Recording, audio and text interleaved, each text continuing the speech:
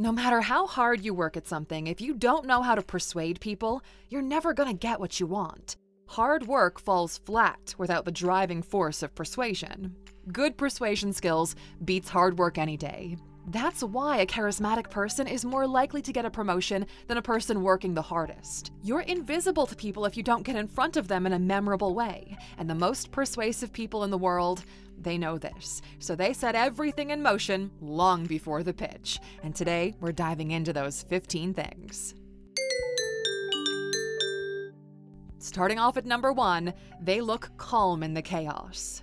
If you're walking into a meeting to strike a deal and you get a jump scare when the receptionist drops a file, which leads you to spill your coffee, you've already lost, okay? When you're trying to persuade someone to go for what you want, the first thing you have to do is show them that you're reliable, confident, and you don't react to chaos.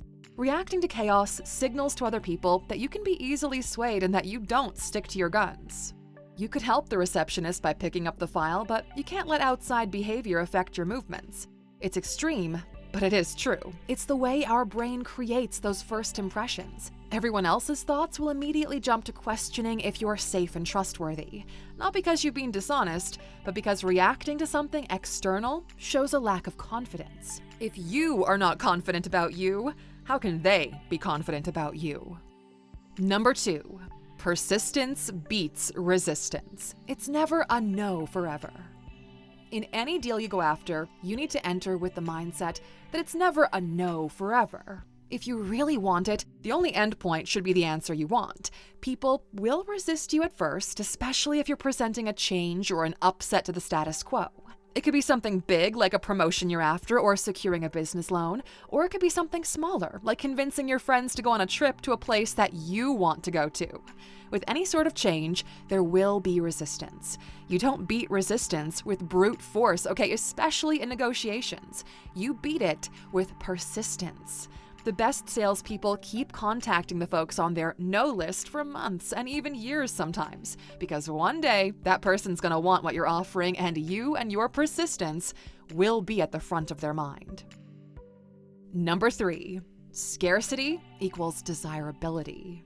You have to make whatever value you bring to whatever's on the table seem rare and scarce. Tighten that decision up by focusing on one thing that'll make it seem like they're losing out for not going for it.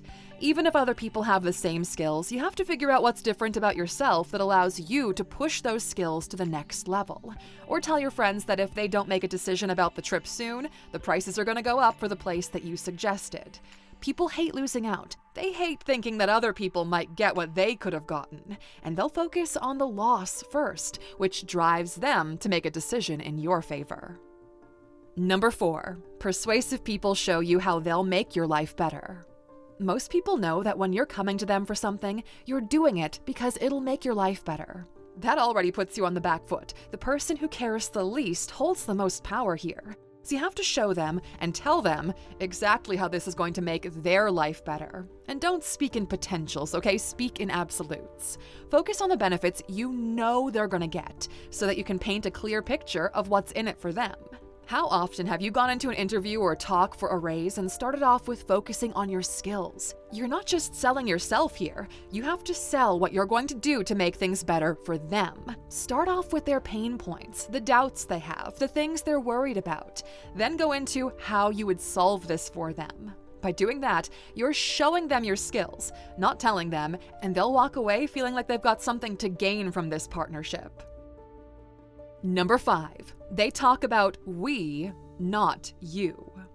Now, this is such a simple but effective technique in the rules of persuasion. The worst thing you could do when trying to persuade someone to do what you want is to talk about I and you. That separates and divides the benefits you'll get. It makes them feel like you're only in this for yourself.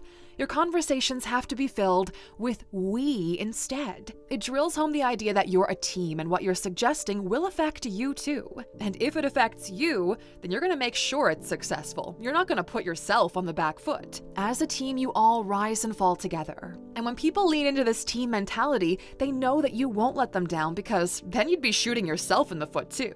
And if this is an area you'd like to improve, our Communicating for Influence collection would be the perfect addition to your learning this year. together. You can find it within the ALUX app, where not only do our subscribers have access to daily coaching sessions, but also expert learning packs curated by industry experts. We're in the last quarter of 2024, and if you want next year to be better than this year, well, start by investing in yourself at alux.com/app, and stay tuned to the very end for a special registration gift from us to you. Number 6. They're free to make their own choices.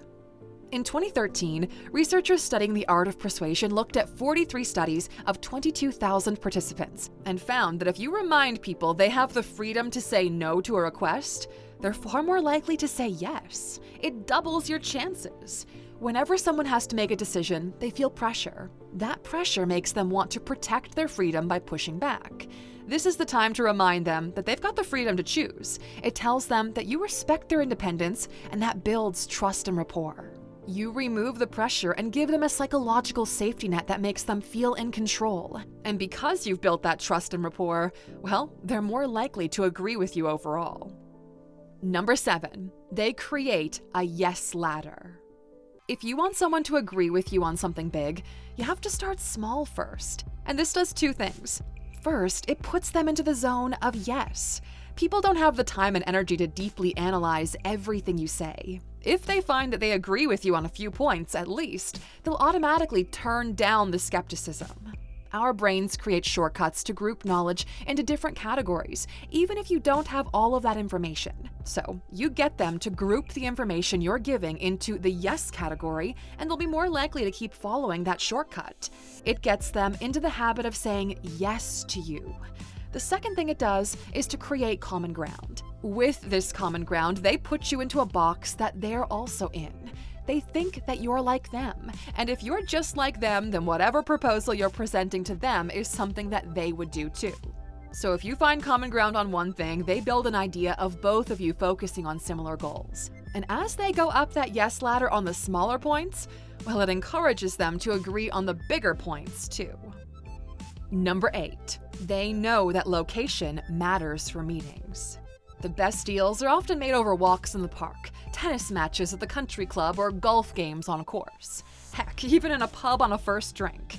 So it's unfortunate that interviews and promotional meetings happen in a stuffy boardroom. But if you can get them out of that environment, even if it's just to a different, more informal room, you create a middle ground space. You physically put yourself on equal footing. So you're not sitting across a table from a group of people who already have the upper hand because it's their space. It also makes their environment more friendly and relaxed, and they associate that feeling with you in the end. Get yourself into a neutral space when you're trying to persuade someone, and you've already given yourself the upper hand. Number 9. They spark interest beyond the deal. When you're talking to someone and you've got a very specific point that you want to get across, taking them directly to that point will make them feel rushed and out of control. You have to take a small detour sometimes, show them the scenic route, talk about the things you have in common that could be connected to the deal but don't have this abrupt direct link. When you're doing this, remember to always bring them back to the main point. Don't get sidetracked. You'll still have to end up at the destination eventually, but the smoother the ride there, the more likely they are to follow your lead. Number 10. They tend to go from friend to enemy, back to friend again.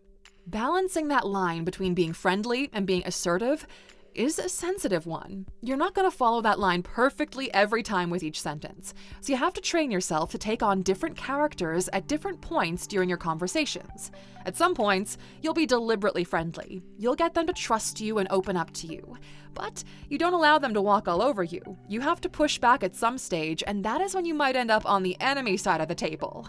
This will help you to understand their pain points better, though. You'll start to see how far you can push, and then pull it back. You always have to come back to being the teammate that they can trust. They'll be more likely to trust you after facing some resistance and then establishing that rapport again than they would if you were just friendly for the entire conversation. Number 11. They display social proof. Everyone you try to convince will be better convinced by someone else. You're the leader in your pitch. While everyone thinks that the leader is the most important person in a movement, it's actually the first follower, okay? That leader seems crazy at first. They're the one with the idea, so of course they're gonna go for it. We often doubt leaders when they first start out because, well, the amount of skin they have in the game, a lot, can make them kind of volatile. That first follower, though, they're following totally of their own accord. They give everyone else social proof. The leader might be crazy to go out there on their own, but that first follower validates the leader. The chances of 2 people being crazy aren't as high as 1. So when you're trying to convince someone to go for your idea, you have to find someone who will back you up at first. Give the deciders social proof, and you won't have to work quite as hard for the outcome that you want. Number 12. Persuasive people ask risky questions. Now, we don't mean risque, so get your mind out of the gutter, all right? Risky questions challenge the person you're talking to think. It's not about making them uncomfortable, okay? It's about getting an idea of how they're thinking. And the best way to do that is to ask questions they wouldn't expect. Questions that are open-ended and interesting. Those are going to get them talking about themselves. Thinking and offloading in this way makes people feel like they've had an insightful, productive conversation. They feel like they've walked away from it with something, even if they spoke about themselves most of the time. When people leave a conversation feeling like they've benefited from it, well, then you've won. Number 13. Paint the picture first. When it's your turn to speak, paint that picture first. So often we talk about where we are now and what's wrong with the way we're doing things this time. That's boring though, okay? Everyone knows that. This doesn't tell anyone how they're going to benefit from what you're proposing. The most persuasive people know that humans are driven by emotion. Anticipation or fear of the future gets to us way more than whatever we're facing in the present. And because the future is something that you're imagining too, you can be way more descriptive and detailed about it. You have to get them to imagine what the future looks like for them when they agree with you. Now, for this next one, the most persuasive people have realized early on, they know that number 14, your body language is way louder than your voice. This is method acting in real life. Whatever character you take on for this conversation, you have to make sure your body language fits the script. You can't go in with words that seem confident and try to back it up with body language that just seems nervous and twitchy. We notice micro-expressions and gestures far more than what someone is saying. So if this means you practicing and rehearsing your true confidence, your excitement, or that friend to enemy to friend transition, then so be it. Rehearse away, put yourself in front of that mirror, and embody the character you think stands the best chance of winning. And while you're talking, always bring yourself back to your body language. Think about what they see from you, not just what they hear from you.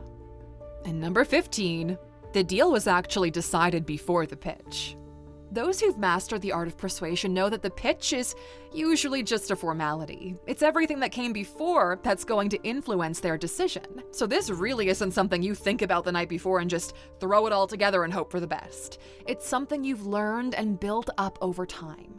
If you want a promotion, you have to be good at your job. You have to be a team player. If you want your friends to trust you on where to go for your next holiday, then you have to show them that your recommendations are top-notch. Maybe that's the restaurant you brought them to that they now love. It's not racing through the performance that gets you first over the finish line. It's all the training you did before that. And that's it from us today, Aluxer. But before you go, we did promise you a special registration gift for signing up to the Alux app. If you download the app and come back to this screen and scan the QR code, you'll get 25% off the yearly membership. It's not cheap, but it pays for itself and then some within the first month alone. In the app, we'll see you on the inside. But here on YouTube, we'll see you back here tomorrow, my friend. Until then, take care.